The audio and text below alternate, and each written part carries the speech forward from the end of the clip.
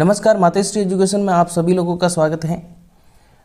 आज हम डिस्कस करेंगे सीटेट का जो पेपर हुआ था 20 अगस्त 2023 को सीटेट का पेपर हुआ था, उसमें किस टाइप के क्वेश्चन पूछे गए थे। आज हम साइकोलॉजी के related child development and pedagogy के 30 क्वेश्चन डिस्कस करेंगे।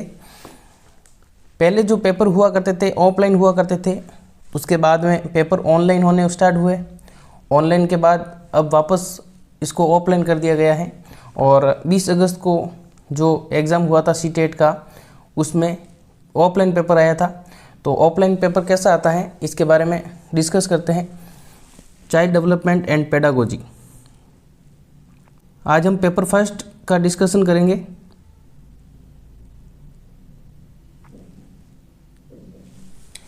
तो बात करें, क्वेश्चन नंबर फर्स्ट है डिस्ग्राफिया क्या है। तो डिस्ग्राफिया की बात करें तो क्या एक भाषा विकार है जिसकी विशेषता हकलाना और उच्चारण में त्रुटि करना है, या फिर ये एक गतियुक्त विकार है जिसकी विशेषता स्थूल पेशीवादिता है। ऑप्शन नंबर थर्ड, एक तंत्रिकीय विकार है जिसकी विशेषता अक्षरों और आकारों को बनाने में कठिनाई है। ऑप्शन नंबर फोर है एक मनोवैज्ञानिक विकार है जिसकी विशेषता ध्यान का अभाव और आवेगशील व्यवहार है। तो इसमें ये सब चीज़ डिस्ग्राफिया जो है लर्निंग डिसेबिलिटी में आता है। लर्निंग डिसेबिलिटी क्या क्या होती है? लर्निंग डिसेबिलिटी से हर एग्ज़ाम में क्वेश्चन पूछा जाता है, सीटेट के में भी हर बार क्वेश्चन पूछा जाता है। तो 5-7 ऐसी डिसेबिलिटी लर्निंग डिसेबिलिटी हैं, अधिगम अक्षमता है, जिसके बारे में एग्ज़ाम में हर बार क्वेश्चन पूछा जाता है। तो डिस्ग्राफिया की बात करें तो डिस्ग्राफिया होता है लिखने संबंधी विकार पाया जाता है। डिस्ग्राफिया क्या होता है?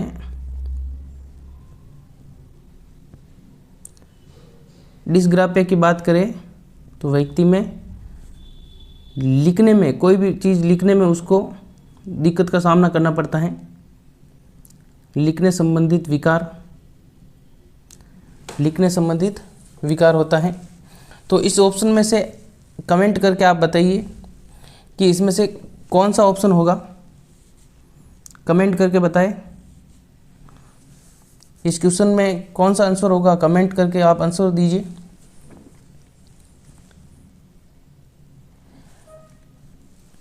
डिस्ग्राफिया जो होता है, इसमें जो इसका ऑप्शन हो जाएगा ऑप्शन नंबर थर्ड, एक तंत्रिकीय विकार है जिसकी विशेषता अक्षरों और आकारों को बनाने में कठिनाई होती है। बच्चा जो होता है उसको लिखने में बहुत मुश्किल आती है, वो बोल लेगा लेकिन उसको लिखने में समस्या आएगी। वो किसी भी अगर अक्षर को अगर अ लिख रहा है तो अ भी इतना बड़ा लिखेगा, उसको लिखने में बनाएगा भी नहीं। तो उसको लिखने में और अक्षरों को और आकारों को बनाने में बहुत ही कठिनाई का सामना करना पड़ता है। तो ये जब सब चीज़ आ जाएगी, ये डिस्ग्राफिया में आ जाएगी। इसका जो ऑप्शन है थर्ड, ऑप्शन नंबर थर्ड इसका राइट आंसर।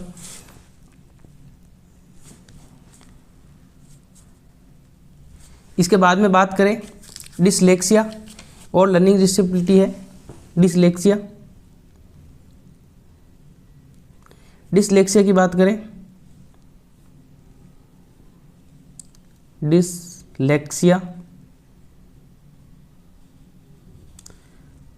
डिसलेक्सिया की अगर बात करें तो डिसलेक्सिया में आ जाएगा अपने पढ़ने संबंधी विकार होता है। पढ़ने संबंधित विकार, बच्चे को पढ़ने में बहुत ही कठिनाई का सामना करना पड़ता है।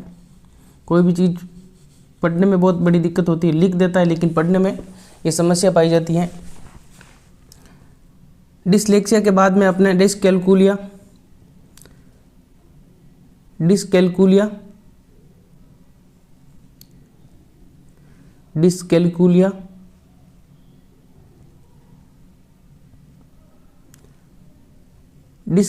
की बात करें तो गणना संबंधी विकार पाया जाता है। गणना संबंधी विकार, गणना संबंधित विकार पाया जाता है बच्चे में। उसको गणना करने में दिक्कतें आती हैं, बहुत कठिनाई का सामना करना पड़ता है। गणितज्ञ प्रणाली में उसको दिक्कत होती है, 1, 2 या फिर 5 नंबर वगैरह बोलने में उनको दिक्कत आती है, किसी भी चीज़ को गणना करने में उसको प्रॉब्लम होती है। इसके बाद में अगर बात करें डिस्मोर्फिया,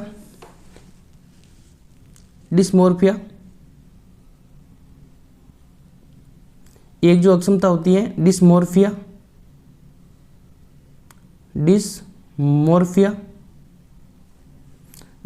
की अगर बात करें तो इसमें व्यक्ति भ्रम में रहता है, भ्रम की अवस्था बनी रहती है, भ्रम की अवस्था इसमें बनी रहती है कि ये काम सही है या ये करूं या वो करूं। इसमें हमेशा व्यक्ति भ्रम में रहता है, भ्रम वाली अवस्था है। एक आता है डिस्फेजिया, एक आता है अपने डिस्फेजिया। 5वां नंबर डिसेबिलिटी की बात करें, डिस्फेजिया आता है।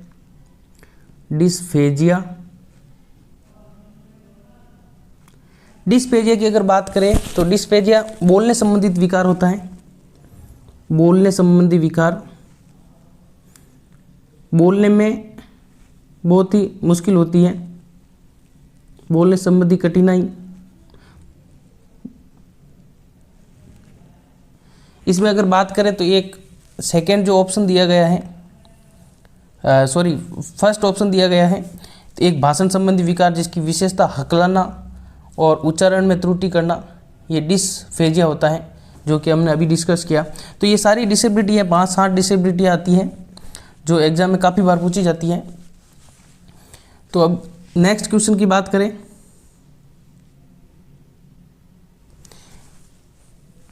प्रतिभावान बच्चों को शिक्षित करने का उपागम जो उन्हें असामान्य रूप से तीव्र गति से पाठ्यचर्या के माध्यम से आगे बढ़ाता है, क्या कहलाता है? यानी कि जो प्रतिभावान यानी गिफ्टेड चिल्ड्रन जो है उसको शिक्षित करने का उपागम उन्हें असामान्य रूप से तीव्र गति से पाठ्यचर्या के माध्यम से आगे बढ़ाता है, क्या कहलाता है? तो इसमें जो क्वेश्चन गिफ्टेड बच्चे की बात की जा रही है, तो गिफ्टेड बच्चा कौन होता है? गिफ्टेड बच्चे की बात की जा रही है, इस पर गिफ्टेड चिल्ड्रन की बात की जा रही है। तो गिफ्टेड बच्चे की बात करें तो इसमें कौन होता है गिफ्टेड बच्चा? पहला तो इसका क्या होगा, आईक्यू बहुत ही ज़्यादा होगा, बच्चे का आईक्यू बहुत ही ज़्यादा होगा, आईक्यू लेवल जिसका ज़्यादा होता है। दूसरा जो होता है बच्चा जो होता है किसी एक क्षेत्र में बहुत ही ज़्यादा टैलेंट होता है, किसी एक क्षेत्र में बच्चा बहुत ही ज़्यादा टैलेंटेड होता है, किसी एक क्षेत्र में बच्चा टैलेंटेड होता है। इसमें सही लिखा नहीं जा रहा है, आप समझ जाना, राइटिंग अच्छी नहीं आ रही है। तो किसी एक क्षेत्र में बहुत ही ज़्यादा टैलेंटेड होता है। और तीसरा जो इसमें होगा, बच्चे में बहुत ही ज़्यादा क्रिएटिविटी होती है,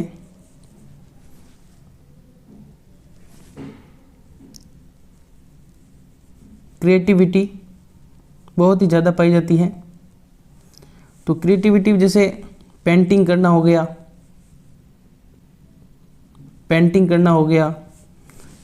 चित्र बनाना हो गया,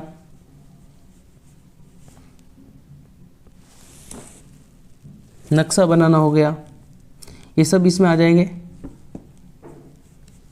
मूर्ति बनाना हो गया, ये सब इसमें क्रिएटिविटी में आ जाएगा, जिसमें नई चीज़ों की रचना करना, ये सब क्रिएटिविटी में आ जाता है। और अब बात करें इसमें ऑप्शन की, तो इसमें प्रतिभावान बच्चे की बात करें, उसको तीव्र गति से आगे बढ़ाने का पाठ्यक्रम की बात करें तो विभेदित निर्देशन यानी डिफरेंटेटेड इंस्ट्रक्शन यानी विभेदित निर्देशन होने चाहिए, हाँ बिल्कुल होने चाहिए। इनरिचमेंट यानी संवर्धन बिल्कुल होना चाहिए, ये तो इसके लिए प्रतिभावान बच्चों के लिए यूज़ में किया जाता है। और तीसरा ऑप्शन है त्वरण गतिवर्धन, और चौथा ऑप्शन है विसर्जन। कमेंट करके आप इसका आंसर बताइए कि इसमें कौन सा आंसर होगा। पहले आप कमेंट करके आंसर बताओ, जल्दी जल्दी जवाब दीजिए। तो इसमें जो आंसर होगा त्वरण गतिवर्धन हो जाएगा। ये जो पहले 3 है, 1, 2 और 3, ये तीनों प्रतिभावान बच्चों के लिए यूज़ में लिए जाते हैं, लेकिन ये विसर्जन है ये इसमें यूज़ में नहीं आता है। लेकिन इसमें जो तीव्र गति से बच्चे को आगे बढ़ाना है, जैसे कि जो प्रतिभाशाली बच्चा है, 5वीं कक्षा का बच्चा है और 9वीं कक्षा के क्वेश्चन को हल कर देता है, तो उसमें टीचर उसको अगली क्लास में प्रमोट कर सकते हैं, 9th क्लास में प्रमोट कर सकते हैं। तो उसको यही बात इसमें की जा रही है कि बच्चे को प्रमोट करना है, तीव्र गति से पाठ्यचर्या पूरी करवानी है, यानी कि 1 या 2 बार 3 बार उसका सिलेबस पूरा हो जाता है। तो उसमें क्या आ जाएगा, जिससे कि इसमें कोष्टक में लिख भी रखा है गतिवर्धन, तो इसका आंसर हो जाएगा अपने ऑप्शन नंबर 3। इसके बाद में क्वेश्चन नंबर 3 है, एक शिक्षक जो समावेशी कक्षाओं की दिशा में काम कर रहे हैं, उन्हें चाहिए कि वे पाठ्यचर्या में अनुकूलन करें, या सेकेंड ऑप्शन है विविध दृष्टिकोणों को शामिल करें। ऑप्शन नंबर 3 अपने स्वयं के अंतर्निहित पूर्वाग्रह की जांच करें। ऑप्शन नंबर 4 है विविधता को एक बाधा के रूप में देखें। बताइए इसमें क्या आंसर होगा। ऑप्शन फर्स्ट बोल रहा है क्रिएटिव करिकुलम अडेप्टेशन, पाठ्यचर्या में अनुकूलन। बिल्कुल बच्चों के पाठ्यचर्या में अनुकूलन किया जाना चाहिए, उनके लेवल के अकॉर्डिंग बच्चों में पाठ्यचर्या में अनुकूलन होना चाहिए। ये बात तो सही है, ये बात तो सही है। विविध दृष्टिकोणों को शामिल करना, बिल्कुल बच्चों के लेवल को ध्यान में रखकर विविध दृष्टिकोणों को ध्यान में रखा जाना चाहिए, बिल्कुल सही बात है। थर्ड ऑप्शन है अपने स्वयं के अंतर्निहित पूर्वाग्रह की जांच करें, बिल्कुल सही बात है। थर्ड ऑप्शन जो है ये भी सही है कि अपने अंतर्निहित, ये टीचर के लिए कहा गया है कि अपने आप में क्या कमी रह गई उसके पूरी जांच करनी चाहिए, कोई कमी तो नहीं रह गई है उसके बारे में पूरा पता करना चाहिए। तो ये बात तो तीनों सही है, लेकिन जो चौथा ऑप्शन है विविधता को एक बाधा के रूप में देखना, ये चीज़ गलत है, ये चीज़ नहीं होगी। तो इसका जो आंसर हो जाएगा अपने ऑप्शन नंबर 2, इसका आंसर होगा ऑप्शन नंबर 2। फर्स्ट, सेकेंड और थर्ड ये तीनों सही है, 4 नंबर गलत है। बात करेंगे क्वेश्चन नंबर 4, शैशवावस्था में समाजीकरण की डैश संस्थाएं प्रमुख रूप से महत्वपूर्ण है, जबकि प्रारंभिक बाल्यावस्था में समाजीकरण की डैश संस्थाएं भी महत्वपूर्ण हो जाती हैं। बात हो रही है शैशवावस्था की। शैशवावस्था में बच्चा घर पे रहता है, तो घर परिवार में रहता है, तो परिवार जो आता है अपने किस में आता है, प्राथमिक संस्था में आता है। और उसके बाद में बच्चा जो माध्यमिक स्तर में जाता है, बच्चा स्कूल में पढ़ाई करने के लिए चला जाता है, तो वो जो इसका माध्यम संस्था जो हो जाएगी माध्यमिक हो जाएगी, बच्चा घर में न रहकर बाहर जाके सीखता है।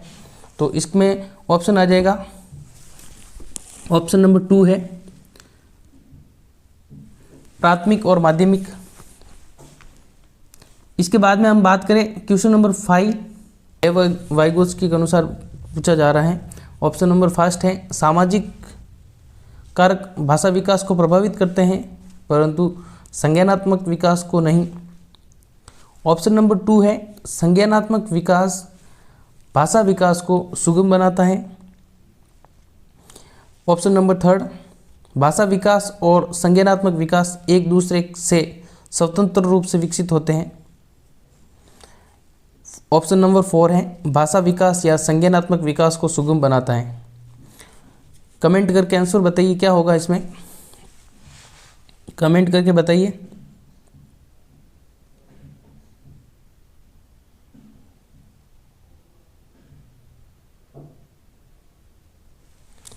कमेंट करके आंसर बताइए जल्दी,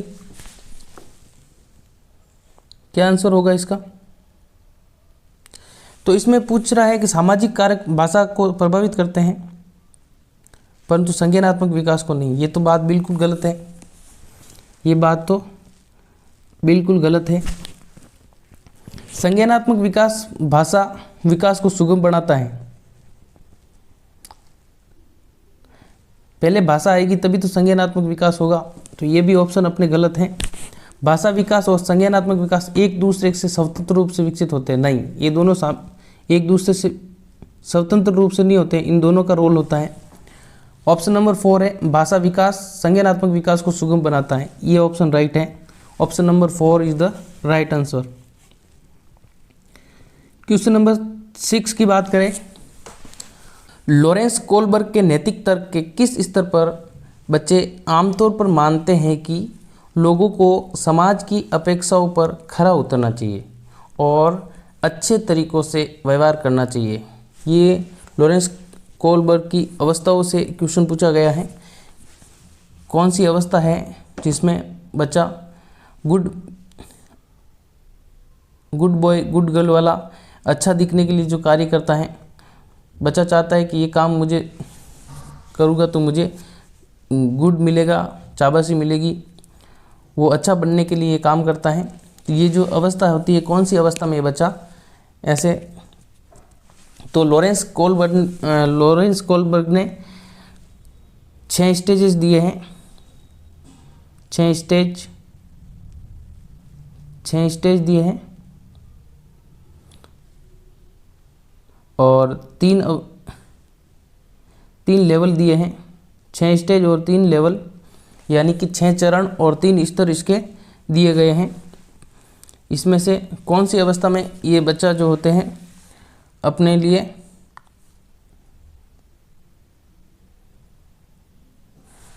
तो लॉरेंस कोलबर्ग के नैतिक तर्क के किस स्तर पर बच्चे आमतौर पर मानते हैं कि लोगों को समाज की अपेक्षा पर खरा उतरना चाहिए, यानी कि जो समाज चाहता है वो उसको वैसे ही करना चाहिए और अच्छे तरीके से व्यवहार करना चाहिए।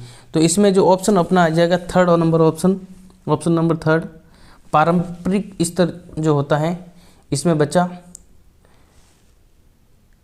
यानी कि पारंपरिक स्तर में जब बच्चा होता है यानी कन्वेंशनल लेवल, उस लेवल में आकर बच्चा समाज के अनुसार चलना शुरू करता है। इसमें गुड बॉय और नाइस गर्ल का भी जो वो तथ्य है वो बहुत ही फेमस हैं।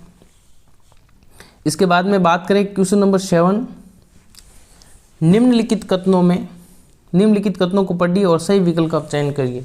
इसमें एक कथन दिया गया है, अभिकथन, शिक्षकों और साथियों जैसे अधिक जानकार अन्य लोगों के साथ बातचीत और शिक्षार्थियों को उनकी समझ और कौशल विकसित करने में मदद करने के लिए आवश्यक समर्थन और मार्गदर्शन प्रदान कर सकती हैं। इसका कारण दिया गया है, सामाजिक संपर्क सीखने और विकास का एक प्रमुख घटक है।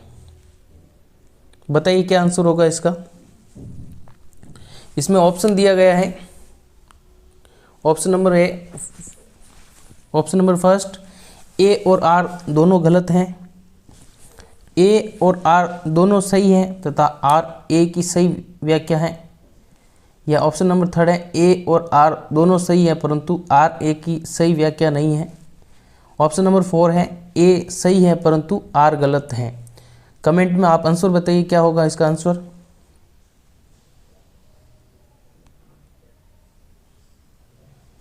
तो इसका जो आंसर होगा, इसका जो आंसर हो जाएगा अपने ऑप्शन नंबर 2, ए और आर दोनों सही हैं परंतु जो आर है आर ए की सही व्याख्या है। Option number 2 is the right answer.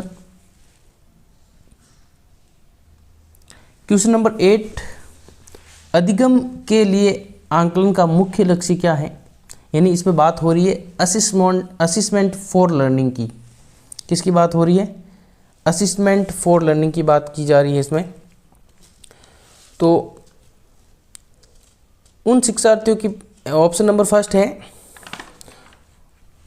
First है उन शिक्षार्थियों की पहचान करना जिन्हें धीमे सीखने वालों के रूप में वर्गीकृत किया जा सकता है। ऑप्शन नंबर 2 है विद्यार्थी के प्रदर्शन का मूल्यांकन करना और ग्रेड देना। ऑप्शन नंबर 3 है विद्यार्थियों को प्रतिपुष्टि प्रदान करना जिसका उपयोग उनके अधिगम में सुधार के लिए किया जा सकता है। ऑप्शन नंबर 4 है विद्यार्थियों के प्रदर्शन की तुलना एक मानक या तय पैमाने पर से करना। बताइए क्या आंसर होगा इसमें, कमेंट में आप आंसर दीजिए। इसमें बात हो रही है असिस्मेंट फॉर लर्निंग की। Assessment for learning, assessment for learning की बात करें तो इसमें एक तो पूछा जाता है फॉर, असिस्मेंट फॉर लर्निंग, एक पूछा जाता है अपने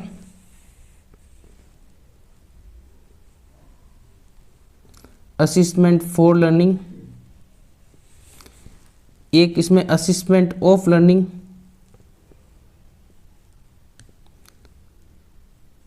एक तो इसमें फॉर पूछा जाता है, एक ऑफ पूछा जाता है, असिस्मेंट ऑफ लर्निंग, एक होता है इसमें असिस्मेंट एज लर्निंग। ये तीनों ऑप्शन हैं। तो अगर बात करें असिस्मेंट फॉर लर्निंग की, तो जो अपना रचनात्मक मूल्यांकन होता है, जैसे हमारे अर्धवार्षिक परीक्षा हो गई, हाफ ईयरली एग्ज़ाम हो गए, या फिर हमारे क्लास टेस्ट हो गए, वो सब आ जाएंगे असिस्मेंट फॉर लर्निंग में। इसमें असिस्मेंट फॉर लर्निंग की बात करें तो इसमें आगे के इम्प्रूवमेंट के लिए बात की जाती है। आगे बच्चे को क्या सीखा है, बच्चे ने कितना सीख लिया है, कितना वो नहीं सीख पाया है, उसके बारे में असिस्मेंट फॉर लर्निंग इसमें आ जाता है। तो इसके इम्प्रूवमेंट के लिए जो कार्य किया जाता है वो आ जाएगा असिस्मेंट फॉर लर्निंग में। अब बात करते हैं असिस्मेंट ऑफ लर्निंग की, तो उसमें बच्चे का मूल्यांकन किया जाता है। जैसे कि हमारा ईयरली एग्ज़ाम हो गया, ईयरली एग्ज़ाम होने के बाद हमारा रिजल्ट आता है, रिजल्ट में जो हमें ग्रेड दिए जाते हैं, जो हमारा प्रगति पत्र दिया जाता है, उसी को हम मार्कशीट जिसे हम कहते हैं, उसमें हमारा फेल या पास जो भी वो रिजल्ट आता है वो हमारा क्या हो जाएगा, असिस्मेंट ऑफ लर्निंग हो जाएगा। और असिस्मेंट एज लर्निंग यानी कि स्वयं का मूल्यांकन करना, अपने आप का मूल्यांकन करना, क्वेश्चन का हल करना यानी टेस्ट देना, खुद स्वयं अपना मूल्यांकन करना, या फिर सहपाठियों के साथ में बैठकर समूह में बातचीत करना, क्वेश्चन आंसर करना, ये सब क्या हो जाएगा, असिस्मेंट एज लर्निंग में आ जाएगा। तो इसमें जो ऑप्शन दिए गए हैं, उन विद्यार्थियों की पहचान करना जिन्हें धीमे सीखने के रूप में वर्गीकृत किया जा सकता है।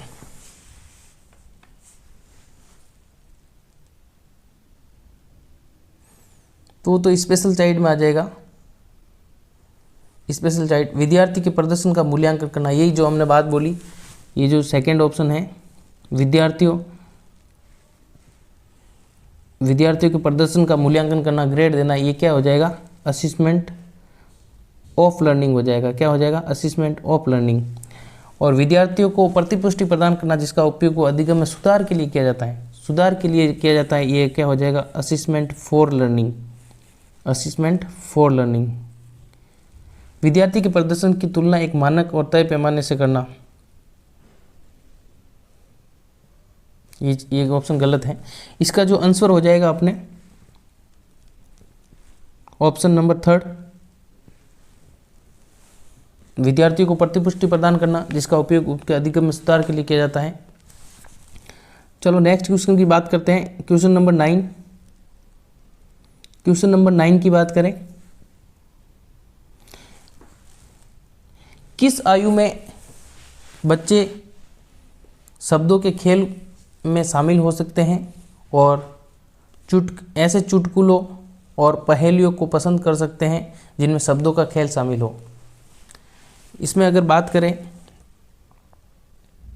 तो ऑप्शन में अगर पूछा जाए 3 वर्ष या 7 वर्ष, तो इसमें चुटकुले और पहेलियाँ को पसंद करना तो 3 साल से ही शुरू कर लेता है।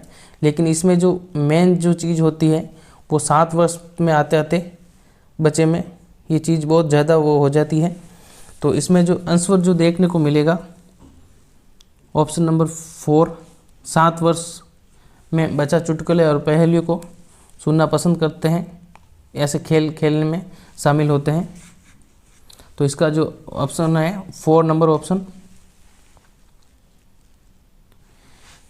बात करेंगे क्वेश्चन नंबर 10। कैरल गिलिगन ने कोहलबर्ग के नैतिक विकास के सिद्धांत की आलोचना की है। कैरल गिलिगन ने कोहलबर्ग के नैतिक विकास के सिद्धांत की आलोचना की है। ऑप्शन नंबर फर्स्ट है सामाजिक संज्ञानात्मक दृष्टिकोण से की है। ऑप्शन नंबर 2 नारीवादी दृष्टिकोण से। ऑप्शन नंबर 3 आनुवांशिक कारकों को पर्याप्त महत्व न देने पर। ऑप्शन नंबर 4 है केस अध्ययन को अनुसंधान पद्धति के रूप में उपयोग करने के लिए। जल्दी जल्दी आप कमेंट में आंसर बताइए, क्या होगा इसका आंसर। कमेंट में आप आंसर दीजिए इसका।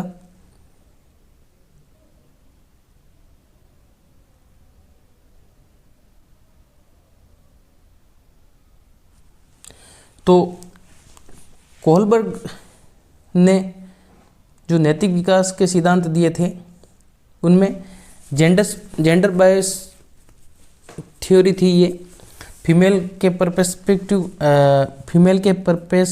को ध्यान में नहीं रखा गया था। फीमेल के परस्पेक्टिव को ध्यान में नहीं रखा गया था। जेंडर बायस थ्योरी इसको हम कह सकते हैं। कोहलबर्ग कहते हैं कि फीमेल ज़्यादा केयरिंग होती हैं, वो अपने ज़्यादा केयर करते हैं फीमेल, और मेल ज़्यादा लॉजिक वगैरह लगाते हैं, गणितज्ञ तर्क वितर्क उनमें ज़्यादा पाया जाता है। ऐसी जेंडर बायस थ्योरी के रूप में ये जानी जाती हैं। तो इसमें जो फीमेल का रोल इसमें नहीं था बिल्कुल भी, इसलिए ये जेंडर बायस थ्योरी थी। तो ये जो कहा गया है उसके जो कोहलबर्ग में जितने भी बच्चों पर परीक्षण किया था, परीक्षण में भी सारे मेल लड़के ही थे, जबकि फीमेल को इसमें नहीं रखा गया था। ये कैरल गिलिगन जो है कोहलबर्ग की एक स्टूडेंट है। इसमें आलोचना की है नारीवादी दृष्टिकोण से, आलोचना की है कौन से दृष्टिकोण से, नारीवादी दृष्टिकोण से। इसके बाद में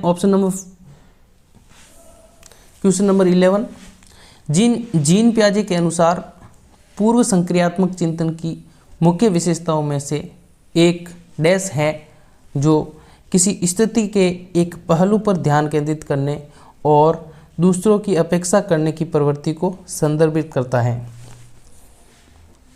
ऑप्शन नंबर फर्स्ट कारण परिणाम का विश्लेषण यानी कारण कार्य संबंध। ऑप्शन नंबर 2 केंद्रीयन। ऑप्शन नंबर 3 विकेंद्रीयन। ऑप्शन नंबर 4 है पारगमन।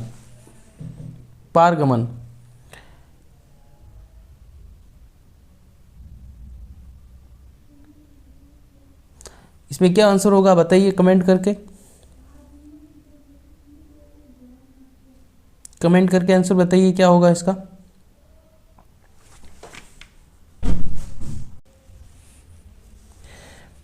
बात करें इसकी तो जीन पियाजे के द्वारा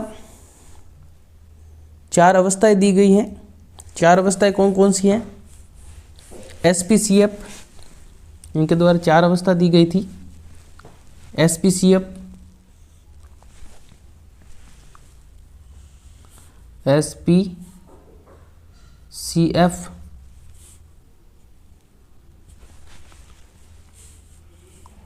SPCF से याद रखना है सेंसरी मोटर,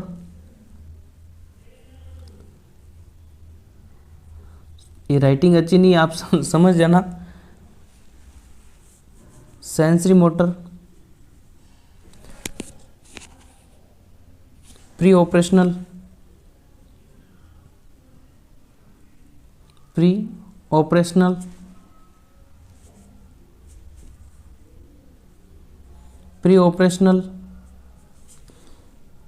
इसके बाद में जो सी से हो जाएगा अपने कॉन्क्रीट ऑपरेशनल,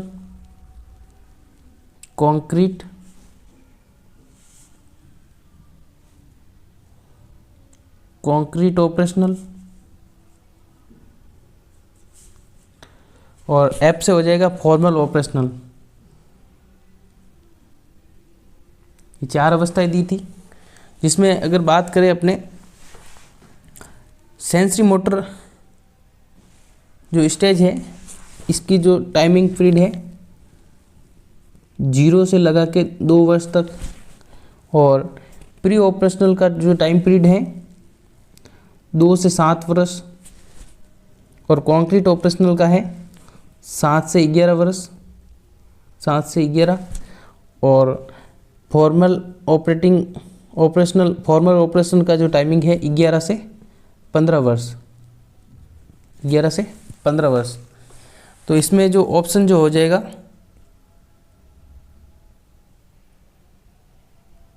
सेंट्रिजाइजेशन यानी केंद्रीयन, इसका जो आंसर होगा ऑप्शन नंबर 2,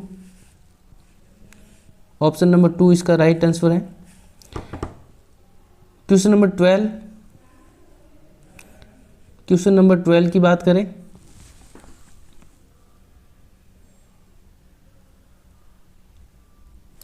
प्रारंभिक बाल्यावस्था में वृद्धि डैश और शौच डैश है, जबकि मध्य बाल्यावस्था में वृद्धि डैश और शौच डैश है। बताइए इसका क्या आंसर होगा।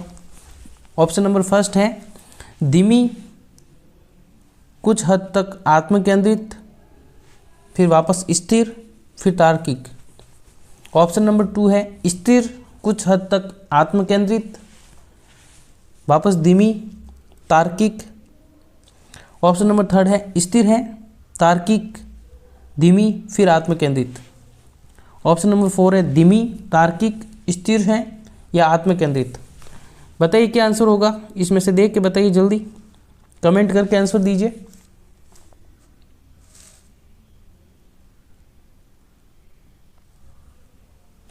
प्रारंभिक बाल्यावस्था में जो बच्चों का विकास होता है, प्रारंभ के 3 वर्ष विकास बहुत ही ज़्यादा होता है, बहुत फास्ट विकास होता है, और उसके बाद में जैसे जैसे बच्चे की आगे की अवस्था बाल्यावस्था में जाता है, तो बाल्यावस्था में जाके उसकी गति धीरे कम हो जाती है।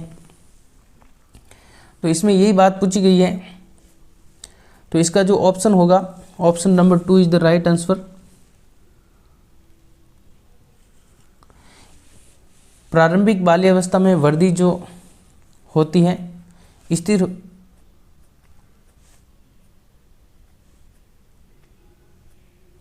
प्रारंभिक बाल्यावस्था में वृद्धि स्थिर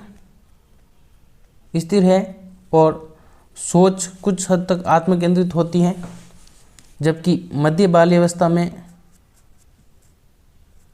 वृद्धि जो होती है धीमी हो जाती है और सोच तार्किक हो जाती है। Option number 2 is the right answer. Question number 13 की बात करें, निम्नलिखित में से कौन सा स्थूल गति कौशल है, निम्नलिखित में से कौन सा स्थूल गति कौशल है, यानी कि जो फाइन मोटर और ग्रोस मोटर, इसमें से एग्जाम में इसमें से भी क्वेश्चन पूछे जाते हैं। एक होता है फाइन मोटर, एक होता है ग्रोस मोटर।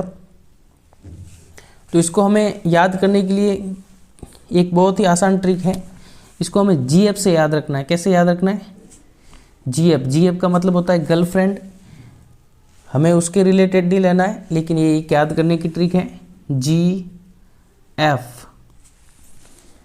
इसे हम रिलेटेड करेंगे पढ़ेंगे तो इसको याद आसानी से हो जाएगा। जी का मतलब होता है ग्रोस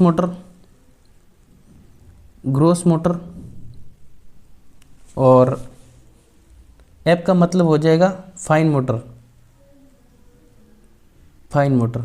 ठीक है, बात करेंगे फाइन मोटर।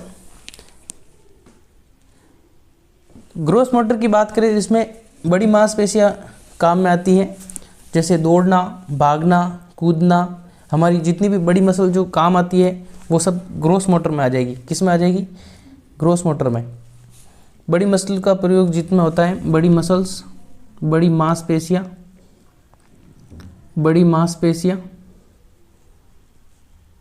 का जो प्रयोग होता है वो सब ग्रोस मोटर में आ जाएगा। एग्जाम्पल के तौर पे दौड़ना,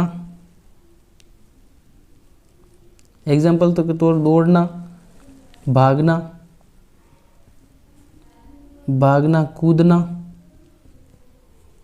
ये सब आ जाएगा। और फाइन मोटर की बात करें,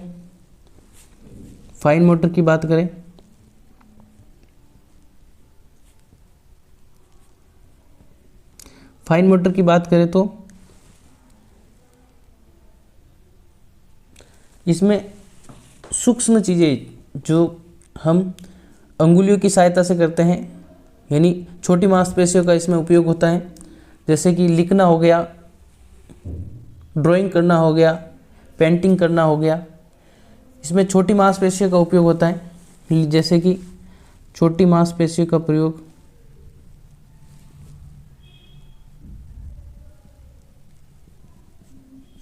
छोटी मांसपेशियों का इसमें क्या होता है, प्रयोग होता है, जैसे कि लिखने में क्या होता है, अपने अंगुलियों का उपयोग किया जाता है, लिखना हो गया, पेंटिंग करना हो गया,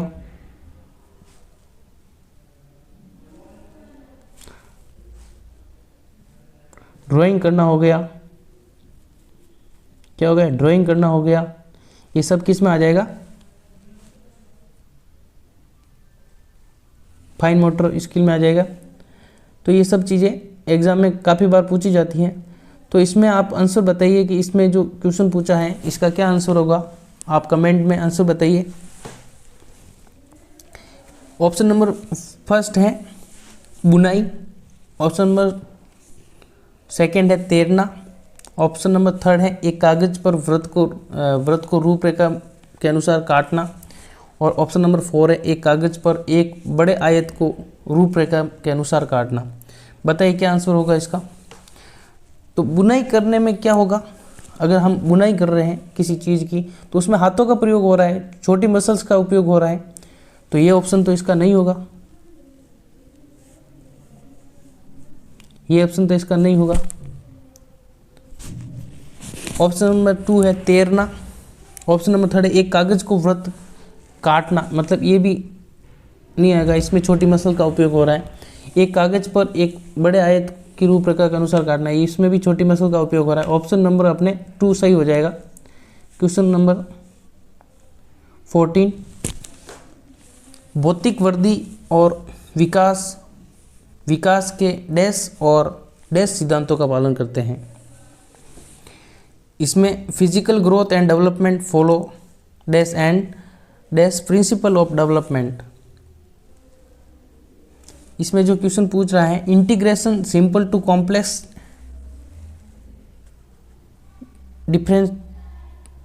डिफरेंटेशन कॉम्प्लेक्स टू सिंपल, यानी एकीकरण यानी सरल से कठिन की ओर। ऑप्शन नंबर है एकीकरण सरल से जटिल, विभेदीकरण या जटिल से सरल की ओर। ऑप्शन नंबर टू है शीर्षगामी यानी अवरोही क्रम में होता है, या समीपस्थ आंतरिक से बाहर की ओर होता है, यानी शीर्षगामी अवरोही क्रम में होना, शीर्ष से लेकर पैर तक बच्चे का विकास होता है। समीप यानी आंतरिक अंगों का पहले बनना और बाद में बाहरी अंगों का बनना, ये समीपस्थ हो गया। या फिर समीपस्थ अवरोही या शीर्षगामी आंतरिक से बाहरी।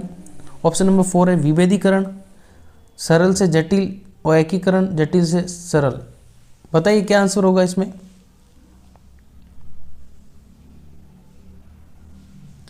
तो ऑप्शन नंबर 2 है इसमें। ऑप्शन नंबर 2 क्या बता रहा है, शीर्षगामी यानी सेफिलोकोडल टॉप टू डाउन, यानी पहले जो विकास होता है बच्चे का सिर से लगाकर पैर तक, पहले सिर का डेवलपमेंट होता है, उसके बाद में उसका जो विकास, फिर हाथ बनते हैं, फिर ऐसे पूरे शरीर का सिर से लगाकर पैर तक पहले विकास होता है, उसके बाद में अंदरूनी चीज आंतरिक से बाहर की ओर विकास होता है। तो इसमें जो आ जाएगा option number 2 is the right answer.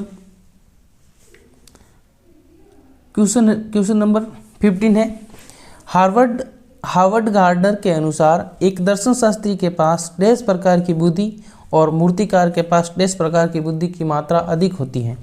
बताइए क्या आंसर होगा। ऑप्शन नंबर फर्स्ट है भाषिक या अंतर्वैयक्तिक, ऑप्शन नंबर 2 दिक् स्थान या अंतवैयक्ति, ऑप्शन नंबर 3 है अंतवैयक्ति या दिक् स्थान, ऑप्शन नंबर 4 है अंतर्वैयक्तिक एवं भाषिक। बताइए कौन सी बुद्धि होगी। इसमें जो दर्शन शास्त्री की बात की जा रही है, दर्शन शास्त्री जो होता है मूर्तिकार, उसके पास कौन सी बुद्धि होती है?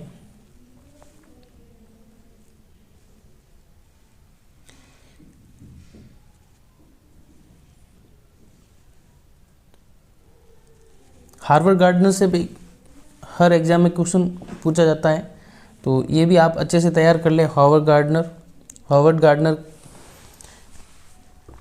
बताइए कमेंट करके क्या आंसर होगा इसका।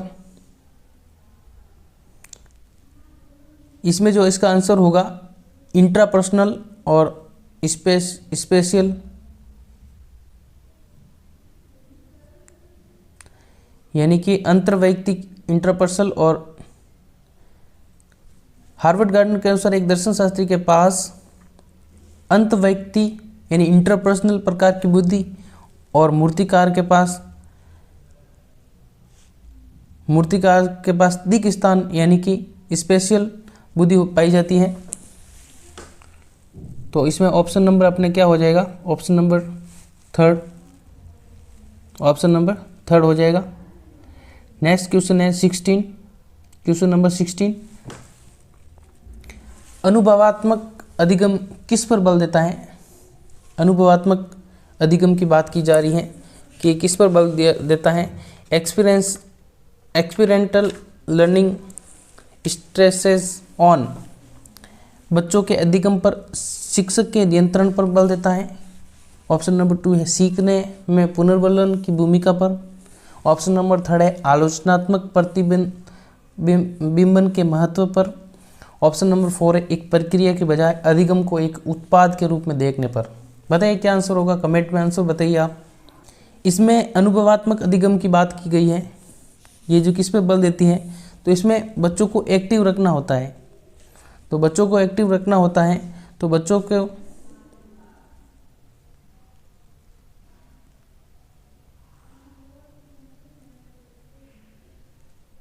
तो इम्पोर्टेंस ऑफ क्रिटिकल रिफ्लेक्शन की बात हो रही है। इसमें आलोचनात्मक प्रतिबिंबन के महत्व पर बल दिया जाता है।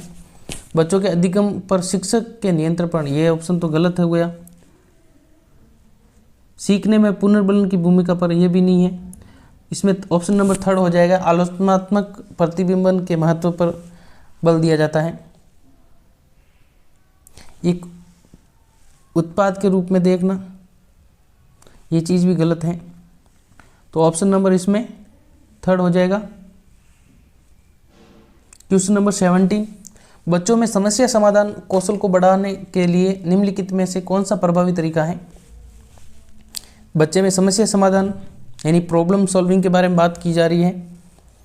तो ऑप्शन नंबर 1 है स्वतंत्र चिंतन को हतोत्साहित करना और घोषणात्मक ज्ञान पर ध्यान केंद्रित करना। ये जो पॉइंट आया है, नेगेटिव पॉइंट आया है, हतोत्साहित करना, ये क्या है? नेगेटिव वर्ड है। क्या है? ऐसे वर्ड आते ही आप ऑप्शन को काट देना, ये गलत हो जाएगा। क्या हो जाएगा? गलत हो जाएगा। कठिन समस्याओं से बचने के लिए प्रोत्साहित करें, बचना तो है ही नहीं किसी भी हाल में, ये भी नेगेटिव वर्ड है, बचना। उन्हें समस्या को तैयार समाधान उपलब्ध, जब आप तैयार समाधान उसको दे दोगे तो फिर वो समस्या का सॉल्व क्यों करेगा भाई? तो 3rd ऑप्शन भी गलत है। उन्हें बुद्धि मंथन करने और सहज अनुमान लगाने का अवसर देने चाहिए। Option number 4 is the right answer. बात करेंगे 18, निम्नलिखित कथनों को पढ़िए और सही विकल्प का चयन करें। एक अभिकथन दिया गया है कि शिक्षकों को सार्थक वातावरण बनाना चाहिए जिसमें बच्चों की सक्रिय भागीदारी और संलग्नता हो। कारण दिया गया है सभी बच्चे आंतरिक रूप से सीखने के लिए प्रेरित होते हैं और सीखने में सक्षम होते हैं। बताइए क्या आंसर होगा इसका?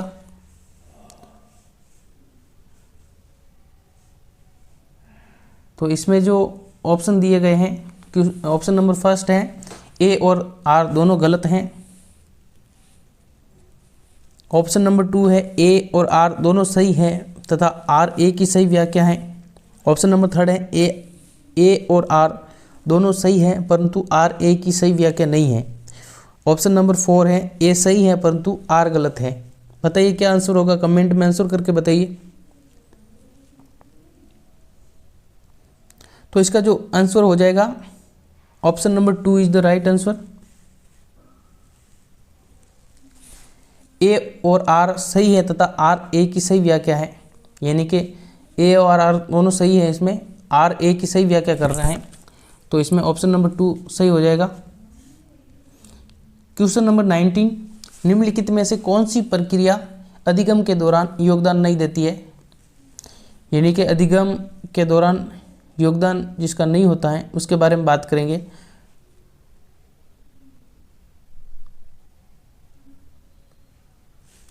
तो बात करें संगठन, ऑर्गेनाइजेशन की बात की जा रही है, इसका योगदान होता है क्या अधिगम में?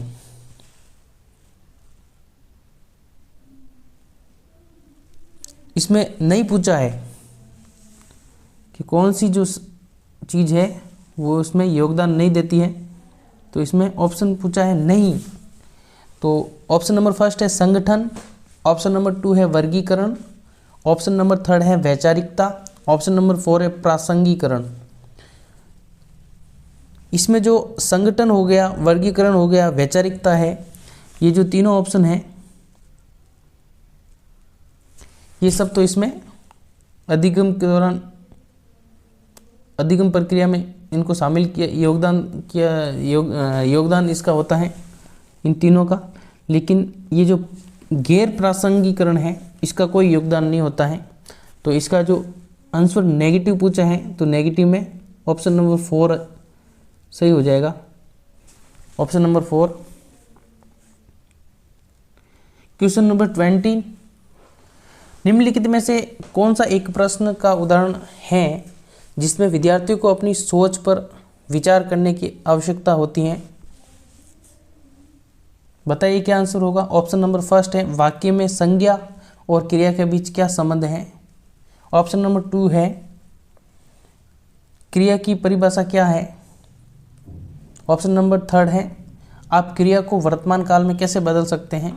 ऑप्शन नंबर 4 है कक्षा की शुरुआत से क्रियाओं के उपयोग के बारे में आपकी समझ कैसे बदली है। बताइए क्या आंसर होगा, कमेंट करके आंसर बताइए।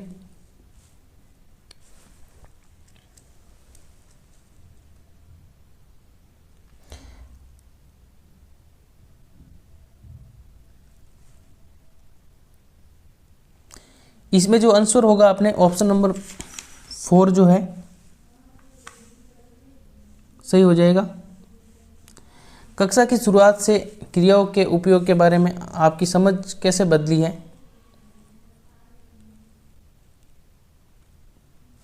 इसमें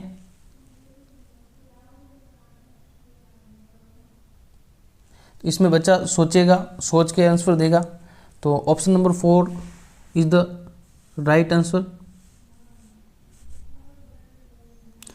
क्वेश्चन नंबर 21, निम्नलिखित में से कौन सा विफलता के लिए आंतरिक आरोपण का एक उदाहरण है।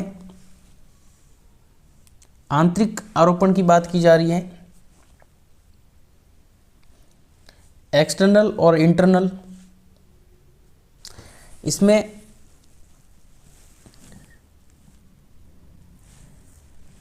एक तो आ रहा है अपने ऑप्शन है ऑप्शन नंबर 1 मुझे निम्न ग्रेड प्राप्त हुआ क्योंकि शिक्षक कठोर तरीके से आंकते हैं। ऑप्शन नंबर 2 है मैं परीक्षा में फेल हो गया क्योंकि मैंने पर्याप्त पढ़ाई नहीं की थी। ऑप्शन नंबर 3 है शिक्षक के पक्षपाती होने के कारण मुझे अच्छे अंक नहीं मिले। ऑप्शन नंबर 4 है मैं परीक्षा में फेल हो गया क्योंकि मेरे दोस्त मेरा ध्यान भटका रहे थे। तो इसमें बात करें आंतरिक आरोपण का पूछा है, तो आंतरिक आरोपण इसमें हो जाएगा अपने मैं परीक्षा में फेल हो गया क्योंकि मैंने पर्याप्त पढ़ाई नहीं की थी, तो ये क्या हो गया, आंतरिक आरोपण हो गया है, यानी कि एक्सटर्नल हो गया। मैं परीक्षा में फेल हो गया क्योंकि मैंने पर्याप्त पढ़ाई नहीं की थी, तो आंतरिक आरोपण हो गया। मुझे निम्न ग्रेड प्राप्त हुआ, ये क्या हो जाएगा, इसमें आंतरिक आरोपण हो जाएगा। आंतरिक, मुझे निम्न ग्रेड प्राप्त हुआ क्योंकि कठोर तरीके से आंकते हैं, ये हो जाएगा बाहरी आरोपण हो जाएगा। बाहरी, शिक्षक पक्षपाती होने के कारण, तो इसमें भी बाहरी है, बाहरी आरोपण है, लोगों पर एक दूसरे पर थोप देना, और ये भी बाहरी आरोपण है। क्वेश्चन नंबर 22, एक अभिकथन दिया गया है। बहुत कम उम्र में दुनिया भर में अधिकांश संस्कृतियों में लड़कियां गुड़िया को खिलौनों के रूप में चुनती हैं, जबकि लड़के कारों के साथ खेलना पसंद करते हैं। इसका कारण दिया गया है। बच्चे किसी विशेष संस्कृति की अपेक्षाओं के आधार पर एक लड़के या एक लड़की के लिए क्या उपयुक्त माना जाता है, इसके बारे में जानकारी व्यवस्थित करते हैं और उसके अनुसार व्यवहार करते हैं। ऑप्शन दिए गए हैं इसके। ऑप्शन नंबर फर्स्ट है ए और आर दोनों गलत हैं। ऑप्शन नंबर 2, ए और आर दोनों सही हैं तथा आर ए की सही व्याख्या है। ऑप्शन नंबर 3 है ए और आर दोनों सही हैं परंतु आर ए की सही व्याख्या नहीं है।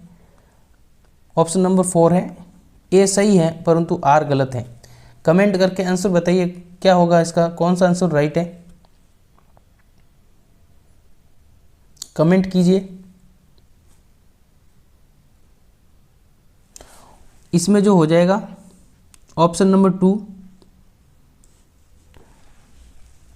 2 हो जाएगा। ए और आर दोनों सही हैं तथा आर ए की सही व्याख्या कर रहा है इसमें।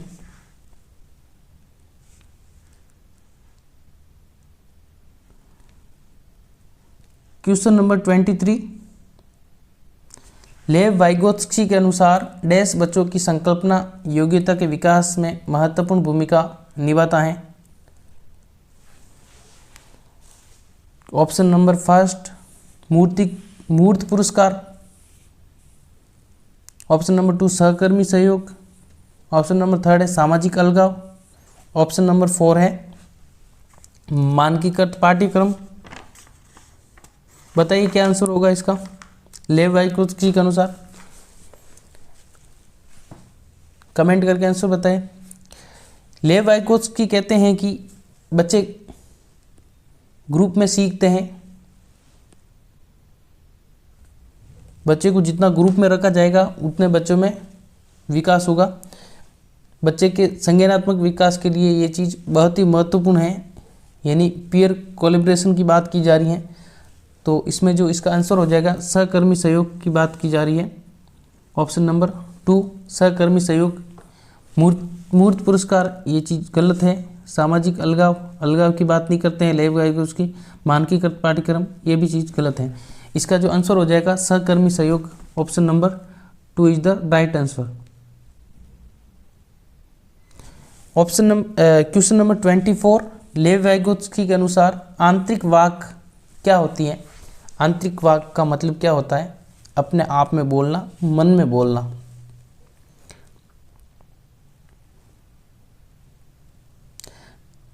जब बच्चा, पहले इसके ऑप्शन देख लेते हैं। ऑप्शन नंबर 1 है बच्चों के एक काल्पनिक दोस्त के साथ संप्रेषण करने का एक तरीका। ऑप्शन नंबर 2 है संज्ञानात्मक अपरिपक्वता का प्रतीक है। ऑप्शन नंबर 3 है विकासात्मक देरी का संकेत है। ऑप्शन नंबर 4 है बच्चों के लिए अपनी सोच को नियंत्रित करने का एक तरीका है। बताइए कमेंट करके क्या आंसर होगा।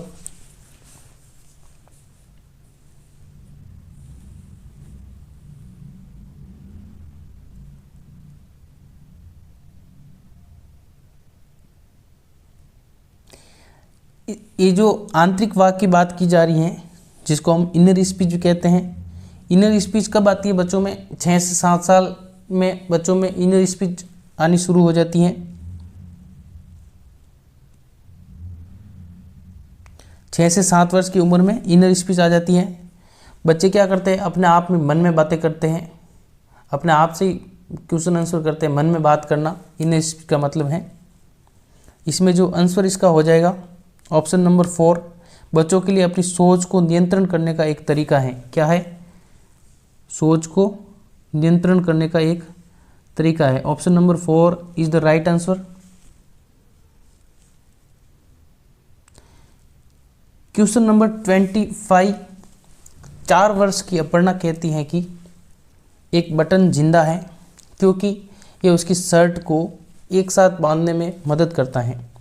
जीन पियाजे के अनुसार उनकी सोच की विशेषता क्या है? बताइए। ऑप्शन नंबर 1 है पारगमनात्मक तर्क, ऑप्शन नंबर 2 जीववादी चिंतन, ऑप्शन नंबर 3 है केंद्रीयन, ऑप्शन नंबर 4 है परिकल्पित निगमात्मक चिंतन। बताइए क्या आंसर होगा, कमेंट करके आंसर बताइए।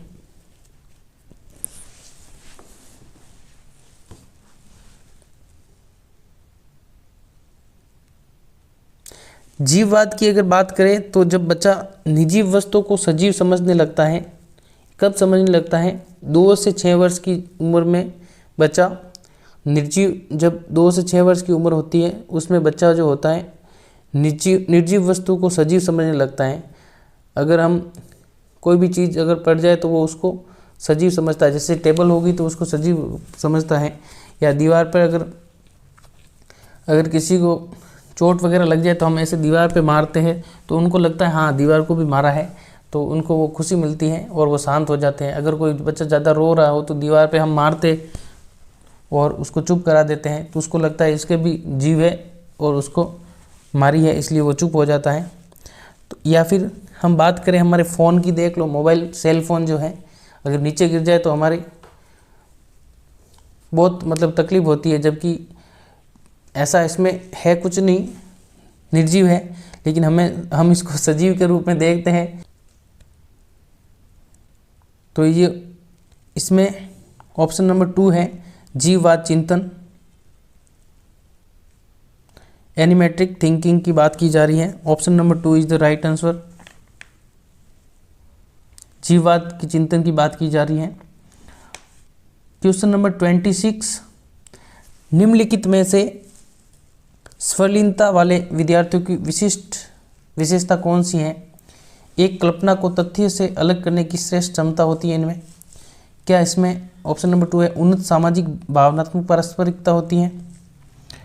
ऑप्शन नंबर 3 है बार बार दोहराव और आवर्ती व्यवहार होता है। ऑप्शन नंबर 4 है संवाद कौशलों का उच्च स्तर होता है। बात की जा रही है ऑटिज्म बच्चे की। ऑटिज्म बच्चा जो होता है,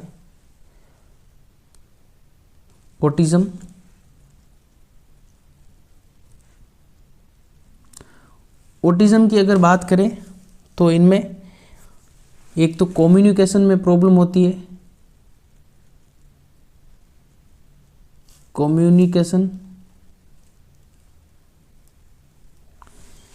कम्युनिकेशन में इनको प्रॉब्लम आती है। बच्चा एक सोशल में इनको प्रॉब्लम होती है, बच्चा सोशल नहीं हो पाता है। एक बिहेवियरल इशूज उसमें बहुत ज़्यादा होते हैं, यानी कि बच्चे में रिपीटेटिव बिहेवियर पाए जाते हैं। और बच्चा जो होता है आई कांटेक्ट नहीं कर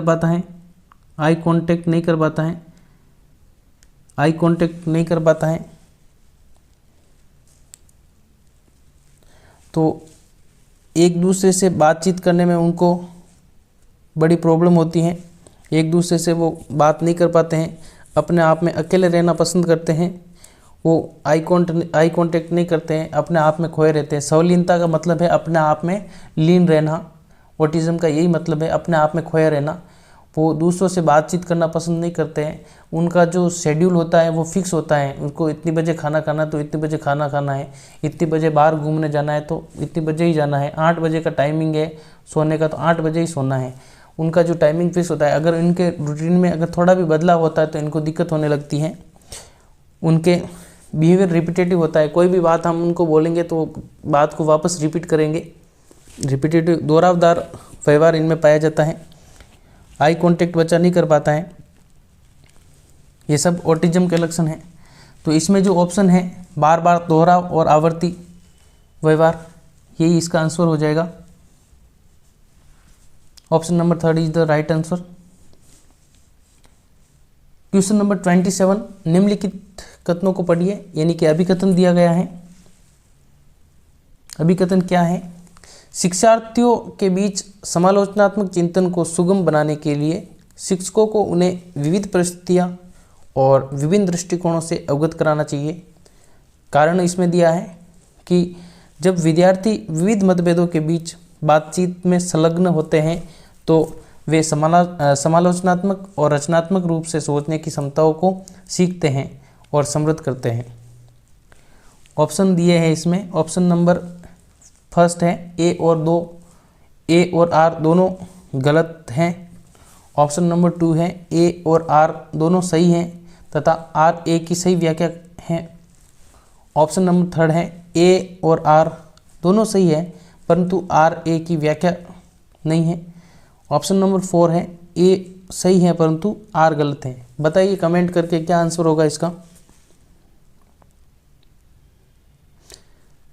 एग्ज़ाम में इस टाइप के क्वेश्चन काफ़ी पूछे जाने लग गए हैं जिसमें स्टूडेंट काफ़ी कंफ्यूज होता है। ये इसका जो लेवल है टिपिकल आने लग गया है, तो इस टाइप के क्वेश्चन काफ़ी पूछे जाते हैं। 27 की बात करें तो ऑप्शन नंबर 2 हो जाएगा। ऑप्शन नंबर 2 ए और आर दोनों सही हैं तथा आर ए की सही व्याख्या है। ऐसे क्वेश्चन काफ़ी कंफ्यूज करते हैं स्टूडेंट को और काफ़ी लोग इसको गलत भी करके आते हैं, तो ऐसे क्वेश्चनों को ध्यान से देखना चाहिए, इसमें लॉजिक लगाना होता है। 28, क्वेश्चन नंबर 28, निम्नलिखित में से अधिगम का प्राथमिक लक्ष्य कौन सा होना चाहिए? यानी अधिगम का जो लक्ष्य होना चाहिए, प्राथमिक लक्ष्य कौन सा होना चाहिए? क्वेश्चन ऑप्शन नंबर फर्स्ट है तथ्यों को रटना। नेगेटिव वर्ड आ गया है, तथ्यों को कभी रटना नहीं चाहिए। ऑप्शन नंबर 2 है यंत्रवत याद करने को पूर्वाभ्यास में उत्कृष्टता बनाना। ये भी गलत है, यंत्रवत ये भी नेगेटिव वर्ड है, यंत्र तंत्र की बात आ जाए तो नेगेटिव हो जाएगा। समकक्षों के साथ प्रतिस्पर्धा, ये भी गलत है। ऑप्शन नंबर 4 है समालोचनात्मक चिंतन का विकास करना चाहिए।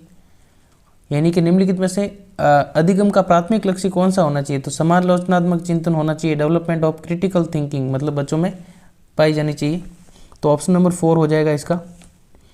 क्वेश्चन नंबर है 29, बच्चे सबसे प्रभावी ढंग से तब सीखते हैं यदि कोई अवधारणा, ऑप्शन नंबर फर्स्ट है सामान्य से विशिष्ट की ओर बढ़ती है। ऑप्शन नंबर 2 है अमूर्त से मूर्त की ओर बढ़ती है। ऑप्शन नंबर 3 है जटिल से सरल की ओर बढ़ती है। ऑप्शन नंबर 4 है तर्क संगत से अनुभवजन्य की ओर बढ़ती है। बताइए क्या आंसर होगा, कमेंट करके आंसर बताइए।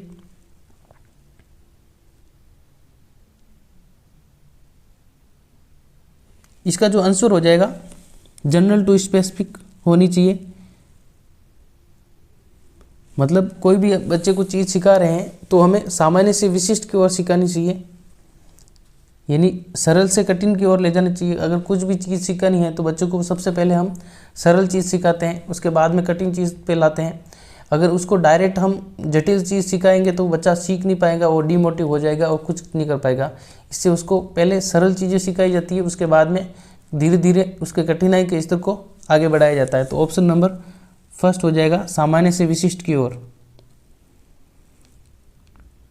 बात करेंगे 13, क्वेश्चन नंबर 13, विद्यार्थियों की सीखने की शैलियाँ में विविधता पाई जाती हैं। ऑप्शन नंबर फर्स्ट है विविधता को महत्व, जो विद्यार्थियों की सीखने की शैलियों में विविधता होती है उनको, ऑप्शन नंबर फर्स्ट को विविधता को महत्व दिया जाना चाहिए और मानव विविधता के प्रतिबिंब के रूप में देखा जाना चाहिए। ऑप्शन नंबर 2 है विविधता की अपेक्षा की जानी चाहिए और सीखने की शैलियों में एक रूपता लाने का प्रयास किया जाना चाहिए। ऑप्शन नंबर 3 है विविधता को शिक्षण अधिगम प्रक्रिया के दौरान ध्यान में नहीं रखा जाना चाहिए। ऑप्शन नंबर 4 है कि विविधता को शिक्षण अधिगम प्रक्रिया में बाधा और अवरोधक के रूप में देखा जाना चाहिए। तो इसमें जो ऑप्शन अपने आ जाएगा, कमेंट करके आंसर बताइए आप। बाधा और अवरोधक ये चीज़ नेगेटिव है, ध्यान नहीं देना चाहिए ये भी चीज़ नेगेटिव है। उपेक्षा हम किसी की नहीं करेंगे, अपेक्षा करेंगे, उपेक्षा नहीं की जानी चाहिए किसी बच्चे की। और इसमें जो आंसर हो जाएगा अपने फर्स्ट हो जाएगा, सही है। विद्यार्थियों को सीखने की शैलियों में विविधता को महत्व दिया जाना चाहिए और मानव विविधता के प्रतिबिंब के रूप में देखा जाना चाहिए। तो क्वेश्चन नंबर 13 का जो ऑप्शन नंबर फर्स्ट है वो सही हो जाएगा। लाइक और कमेंट, अगर क्लास आपको अच्छी लगी हो तो लाइक कमेंट और सब्सक्राइब जरूर कर लीजिएगा, ताकि और नोटिफिकेशन का बेल आइकन जरूर आप प्रेस कर लीजिए, ताकि जो भी अगली क्लास आए आपके पास उसका नोटिफिकेशन पहुंच सके। और आप इसमें कमेंट करके बताइए कि आपका जो स्कोर कितना रहा है, 30 क्वेश्चन में से आपका कितना स्कोर रहा है। ईमानदारी से अपना स्कोर कमेंट करके बताइए। और अब जो नेक्स्ट जो 13 क्वेश्चन है वो लेवल पेपर 2 के करेंगे, सीटेट में साइकोलॉजी के पेपर 2 के 13 क्वेश्चन डिस्कस करेंगे अगली क्लास में।